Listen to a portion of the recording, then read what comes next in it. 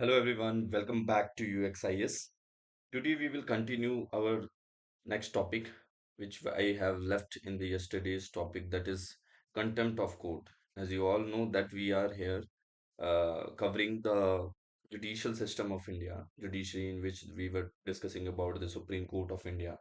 Now the contempt of court, which is described in Article 129 of the Indian Constitution, so that is part for the Supreme Court, and in 215 clause article, it is for the High Court. So we have to look into it. Now, what is contempt of court? So it is a power of a court. So contempt, contempt of court. तो article 129 में supreme court में दिया गया है, 215 में high court के लिए ये कंटेम्प्ट की पावर्स दी गई है. Now, what is contempt of court? So it is basically a power of the court, power of court to protect its own majesty और respect and respect. ठीक है. एक चीज हमको ये याद रखना है कि अकॉर्डिंग टू द कॉन्स्टिट्यूशन, अगर जब भी कोई क्वेश्चन आता है, ऐसा मान लो यूपीएससी ऐसा पूछता है कि according to the constitution contempt of court is described और defined in constitution itself under article this so नहीं, वहां पे ये याद रखना, power is conferred by the constitution to the supreme court and the high court, in particular articles 129 215, but it is not defined in the constitution of India itself. Okay, so contempt of court is basically comes from the act which is passed in the 1971, which basically defines. तो अभी एक second में आपको बताता हूँ. This is the black screen ले लेते हैं. Okay. Now, so contempt of court जो है, contempt of court is basically defined by the Contempt of Court Act, Contempt of Court Act of 1971. अब ये याद रखना, ये एक रिपोर्ट बनाई गई थी एच एन सान्याल की, एच एन सान्याल, उसकी रिपोर्ट के आधार पर ये एक्ट पास किया गया था 1971 में, और ये एक्ट में डिफाइन किया गया है सिविल और क्रिमिनल कंटेम्प्ट क्या होते हैं, सिविल कंटेम्प्ट ऑफ कोर्ट और criminal contempt of court. Now आपको ये समझना होगा कि what is civil contempt of court. Civil, so हमें ये समझना होगा कि civil contempt of court is basically wilful, जब भी कोई व्यक्ति जानबूझकर विलफुल डिसओबीडियंस करता है, ओबीडियंस करता है टू एनी जजमेंट, ठीक है, any judgement of the court, it will be considered as the civil contempt of court. But criminal कब कहलाता है वो याद रखना. क्रिमिनल कंटेम्प्ट ऑफ कोर्ट तब कहलाएगा जब any act which is tend to scandalize or lower the authority of the court, यानी कि कोर्ट की अथॉरिटी को लोअर करे, स्कैंडलाइज करे, ऐसे किसी भी कृत्य को क्रिमिनल कंटेम्प्ट ऑफ कोर्ट में गिना जाएगा. और any act which is tend to interfere with the judicial proceedings, मान लो कोई जुडिशियल प्रोसीडिंग चल रही है, उसके बीच में कोई इंटरफेरेंस किसी तरीके का लाता है, ऑब्स्ट्रक्ट क्रिएट करता है to the administration of the justice में, then it will be considered as the criminal contempt of court. Even the judge can be held for the contempt of court of his own court, ये याद रखना, यानी कि जज को भी नहीं छोड़ा जा सकता उसमें, बिकॉज कोर्ट इज सुप्रीम ना, जज नहीं. सो कंटेम्प्ट ऑफ कोर्ट में जज को भी घसीटा जा सकता है ऑफ हिज ओन कोर्ट. ठीक. Now what are the issues associated with the contempt of court, we have to look into it. Now issues, issues देखते हैं. सबसे पहले, it is a debate of open ended, open ended term है, ठीक है, और it violates it violates the uh, principle of natural justice. Now, हमें ये समझना होगा कि सेक्शन 5 ऑफ द एक्ट, इसमें इसके लिए कह रहा हूँ कि सेक्शन 5 ऑफ द ये जो contempt of court act of 1971 आया है, इसमें कंटेम्प्ट ऑफ कोर्ट के लिए सेक्शन 5 ऑफ द एक्ट में फेयर क्रिटिसिज्म लिखा गया है। फेयर क्रिटिसिज्म आप कर सकते हो, ठीक है। फेयर क्रिटिसिज्म आप कर सकते हो, और फेयर कमेंट भी आप कर सकते हो ऑन द मेरिट्स और the final judgement of the any case, and it would not be considered as the contempt of court. But ये याद रखना है कि यहाँ पे एक लूप होल निकल के आता है कि determination of what is fair और what is not fair is in the hands of the जजेस इटसेल्फ। तो अब क्या चीज फेयर है क्या नहीं है ये भी जज ही डिसाइड करेंगे। सो यहाँ पे कन्फ्लिक्ट, थोड़ा सा कन्फ्लिक्ट ऑफ इंटरेस्ट निकल करके आ जाता है। नाउ एज अ रिजल्ट क्या होता है कि sometimes it compromises the freedom of speech and expression under article 19 clause 1 sub clause A, है ना। इसमें एक चीज और याद रखना है कि it is it looks like against the democratic ethos. Like आप कभी भी किसी पे भी कंटेम्प्ट ऑफ कोर्ट लगा करके कुछ भी कर सकते हो, है ना। It discontinued the elsewhere, like बहुत सारी कंट्रीज में इसको छोड़ दिया गया है कंटेम्प्ट ऑफ कोर्ट का ये, इस तरीके से खासकर कि जहाँ पे एक थोड़ा सा ड्रैकोनियन स्कूप लगता है उसे डिसकंटिन्यू कर दिया गया। बिकॉज ये सब्जेक्टिव है ना, ये जजेस पे डिपेंड करता है कि आप इसको किस मैटर को आप मतलब as a contempt of court लेते हो या नहीं लेते हो, और कॉन्फ्लिक्ट ऑफ इंटरेस्ट का मामला बनता ही है। Now, judges may often be seen to be acting in their own cause, like thus violating the natural justice। इसलिए है कि वो खुद भी कभी कभी ऐसा लगता है कि जजेस में often seen to be acting in their own cause, कि खुद के लिए काम कर रहे हैं।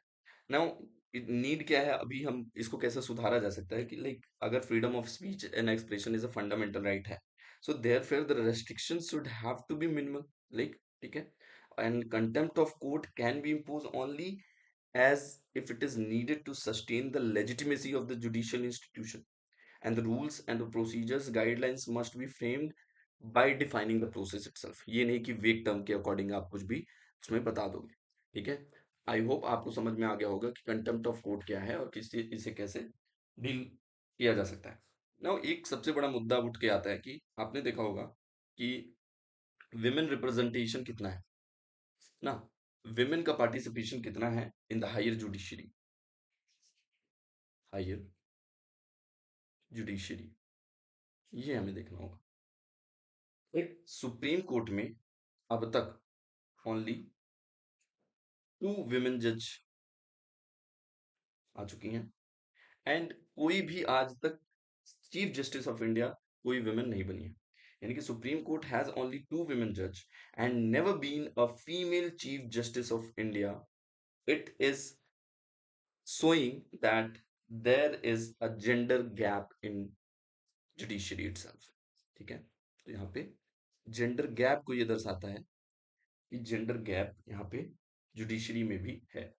फॉर एग्जाम्पल, हमारे जो एक्स सीजे आई थे, डॉक्टर रमन्ना, माफ कीजिएगा, justice Ramanna, he called for 50% of representation of the women in judiciary. ये पॉइंट आप मेंस के किसी भी आंसर में अगर जुडिशरी से रिलेटेड या एथिक्स में ऐसे में आप कोट कर सकते हो आराम से कि एक्स या फॉर्मर जो हमारे चीफ जस्टिस ऑफ इंडिया रह चुके हैं justice Ramanna, he said that 50% of the representation of the women should be included in the higher judiciary, in the judiciary, and ये आपका कोट हो सकता है वहां पे लिखने के लिए, ठीक है। नाउ अगर स्टेटस की बात करें, like what is the status of the representation of the women in the higher judiciary, तो इसमें हमें कुछ बातों को ध्यान में रखना होगा। पहला, कि आज तक कोई भी chief justice of India female नहीं रही है भारत में, है ना। और अगर हिस्ट्री की बात करें, पास्ट ईयर्स की बात करें, तो ओनली 256 जो जज हैं वो सुप्रीम कोर्ट में रहे हैं, और उनमें से सिर्फ 11 फीमेल थी, फीमेल और विमेन रह चुकी हैं, ठीक है। नाउ फर्स्ट फीमेल जज which was appointed as the Supreme Court judge was Justice Fatima बीवी, ठीक है। ये तो जीके का क्वेश्चन है, ये आप सब जानते हैं, आप सबको पता होगा। Out of 661, only 73 women are represented in the high court, and which is only 11.4% of the judiciary judges. ठीक है? And only one chief justice of the high court is uh, have been there in the past, like Hima Kohli, Telangana में. ठीक है? Justice Hima Kohli. Now, in the lower judiciary, more women are represented because वहाँ पे open entrance exam के through वो fill होकर के आते हैं. बट हायर जुडिशरी में इनका रिप्रेजेंटेशन कम है. ठीक है. नाउ अब इससे बचने के लिए क्या किया जा सकता है, लाइक इससे बचने के लिए इन द सेंस कि इसमें क्या सुधार किया जा सकता है, need what is the need to increase this. So of course it will increase the, अगर आप वुमेन को आप रिप्रेजेंट कर बढ़ाते हो, so of course it will decrease the gender gap, and also it will increase the diversity of the perspective. For example, balanced approach होगा. For example sexual assault cases होते हैं, वहां पे वुमेन का अगर वुमेन जज होंगी तो वो ज्यादा सिंपथाइज तरीके से वो उसे डील कर पाएंगी. सो एक बैलेंस्ड अप्रोच मेंटेन करने के लिए ये बहुत अच्छा उपाय हो सकता है. That's the need of the women representation in the higher judiciary itself. Now it will boost the it will boost the constitutional idea of gender equality and the social justice. आपने सुना होगा कि हमारा कॉन्स्टिट्यूशनल जो right है, ये constitution हमारा कहता है कि जेंडर इक्वालिटी होना चाहिए, डीपीएसपी का भी पार्ट है ना. सोशल जस्टिस होना चाहिए. तो ये सारी चीजें जब होगी तो आपको जुडिशरी में भी ये चीजें देखनी चाहिए. तो वहां पे अगर हम वुमेन को रिप्रेजेंटेशन बढ़ाते हैं, तो ऑफ कोर्स तो it will boost the constitutional idea of the gender equality and the social justice. It will also provide the impetus to the fight against the gender stereotypes, like जहाँ पे women ऐसा काम नहीं कर सकती है कि ये थॉट प्रोसेस बना करके कुछ लोग रखते हैं, तो उसको भी ब्रेक करने के लिए बहुत इंपॉर्टेंट हो जाता है. और फिर women का पार्टिसिपेशन होगा डिसीजन मेकिंग प्रोसेस में, so it will also increase the democratic ethos of the women empowerment also. And women in the higher judiciary or higher courts sends the message to the open or accessible courts for all the women and all the genders. So these are the some of the points where we have to remember that the need of the women representation in the higher judiciary is the epitome and need of the hour. And to increase it, now we have to look that क्या हम कर सकते हैं, what is the measures. देखो, what are the measures we can take. So to increase the representation of the women, first we can increase या improve कर सकते हैं. Improve infrastructure, of course. Infrastructure like women toilets होना चाहिए, सब कुछ वहाँ पे अवेलेबल होना चाहिए, है ना. एंड अवेयरनेस होनी चाहिए against the gender stereotypes. For example, अगर एग्जांपल के तौर पे अगर मैं बताऊं, तो 6,000 trial courts have no toilets. सोच लो, 6,000, 6,000 ट्रायल कोर्ट्स में बाथरूम ही नहीं है. जो कि मतलब वुमेन के लिए, तो वुमेन के लिए इंफ्रास्ट्रक्चर इंक्रीज करने का मतलब ये है यहाँ की आप उनके लिए एक सेपरेट टॉयलेट बनाएं, उनके लिए सेफ्टी हो, है ना. तो इस तरीके की चीजों से आप उनका पार्टिसिपेशन इंक्रीज कर सकते हैं. देन आप एक चीज और कर सकते हैं, like making judicial making judicial appointment appointment process more transparent more transparent, inclusive representation from the government plus opposition plus judiciary. ठीक है. यानी कि कलेजियम सिस्टम को थोड़ा सा साइड में रख करके आप जुडिशियल अपॉइंटमेंट को थोड़ा सा एक ट्रांसपेरेंट सिस्टम रखेंगे, और इस समय आपका जो जुडिशियल सिस्टम में अपॉइंटमेंट है उसको थोड़ा सा ठीक करने की जरूरत हो जाती है, जहाँ पे अपोजिशन, गवर्नमेंट और जुडिशियल तीनों का पार्टिसिपेशन होना चाहिए. Now adopt a better participation from the other like practices from the other countries. For example, Britain में government created a panel to investigate the barriers to the women in the judiciary. तो इस तरीके के कुछ steps लेकर के आप जो है विमेन एम्पावरमेंट और विमेन रिप्रेजेंटेशन जुडिशरी आप कर सकते हैं. ठीक है. नाउ अब बात करते हैं हाई कोर्ट के बारे में. हमने अभी तक देखा सुप्रीम कोर्ट के बारे में, अब हाई कोर्ट के बारे में जानते हैं. हाई कोर्ट के बारे में आर्टिकल नंबर 214 से 231 में दिया गया है कॉन्स्टिट्यूशन में। आपको ये पता होगा कि जो लॉ कमीशन बनाई गई थी, लॉ कमीशन 1858 में, ठीक है, इसने सजेस्ट किया था कि इंडिया में हाई कोर्ट की स्टैब्लिशमेंट होनी चाहिए। और फिर एक इंडियन हाई कोर्ट एक्ट आता है 1861 में, और इसी एक्ट से तीन हाई कोर्ट का निर्माण किया जाता है 1862 में। कौन कौन से हाई कोर्ट थे वो? कलकत्ता हाई कोर्ट, ठीक है, मद्रास हाई कोर्ट और बॉम्बे हाई कोर्ट। जैसे ये तीन प्रेसिडेंसीज हुआ करती थी, तो Calcutta, Madras and Bombay high court was were created in the first after the Indian High Court Act was passed in 1861, ठीक है। नाउ आर्टिकल बात करें तो आर्टिकल नंबर 214, 215, 216, 17, 18, 19 एंड 20, इसमें क्या क्या दिया हुआ है थोड़ा सा ये समझ लेते हैं जल्दी से। देखो, आर्टिकल नंबर 214 में ये कहा गया है कि हाई कोर्ट्स होंगे फॉर स्टेट्स, ठीक है।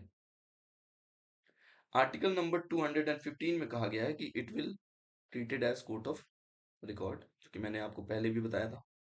216 में constitution of the high court कहा गया है, लाइक हाई कोर्ट का कॉन्स्टिट्यूशन कैसे किया जाएगा।